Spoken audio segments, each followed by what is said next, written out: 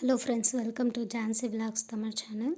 நம்ம இன்றைக்கி சுரக்காய் சாம்பார் தாங்க பார்க்க போகிறோம். அதுக்கு ஒரு கடாயில் 2 கரண்டி எண்ணெய் ஊற்றிக்கோங்க. அது கூடவே கடுகு சீரகம்லாம் போட்டு வதக்கி விட்டுக்கோங்க. அது கூட வெங்காயமும் கட் பண்ணி வச்சுட்டு போட்டுக்கோங்க. பூண்டும் போட்டுக்கின்னு கருவேப்பிலையும் போட்டுக்கோங்க. காஞ்ச மிளகாவும் போட்டு வதக்கி அது கூடவே நான் 2 தக்காளி கட் பண்ணி வச்சுக்கிறேன். அதையும் போட்டு வதக்கிக்கிறேன். கடையில் சுரக்காய் வாங்கும் போதே பிஞ்சாக இருக்கிறதா பார்த்து வாங்கிக்கோங்க. அதையுமே சின்ன சின்ன ஸ்கூபாக கட் பண்ணி வச்சுக்கிறேன். அதையுமே போட்டுக்கிறேன். இப்போது அந்த சுரக்காய் தக்காளி எல்லாம் வெங்காயத்தை கூட நல்லா மிக்ஸ் ஆகிற மாதிரி கிளறி விட்டுக்கோங்க. இப்போ அதுலேயே மஞ்சத்தூள் சால்ட்டெல்லாம் போட்டு நல்லா கிளறி விட்டுக்கிறேன்.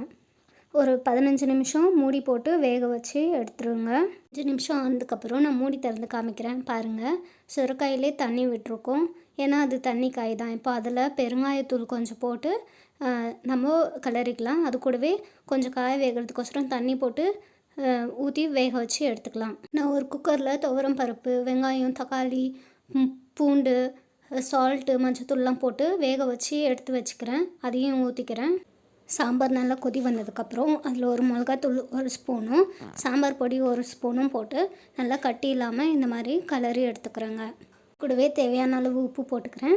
அதுக்கப்புறமேட்டு புளி தண்ணி கரைச்சி வச்சுக்கிறேன். அதுவுமே ஊற்றி நல்லா கொதி வந்ததுக்கப்புறமேட்டு நம்ம கொத்தமல்லி தழை போட்டு இறக்கிட வேண்டியதுதான். அவ்வளோதாங்க, நம்ம சுரக்காய் சாம்பார் ரெடி ஆகிடுச்சு. இந்த வீடியோ பிடிச்சிருந்தா லைக் பண்ணுங்கள், ஷேர் பண்ணுங்கள், கமெண்ட் பண்ணுங்கள்.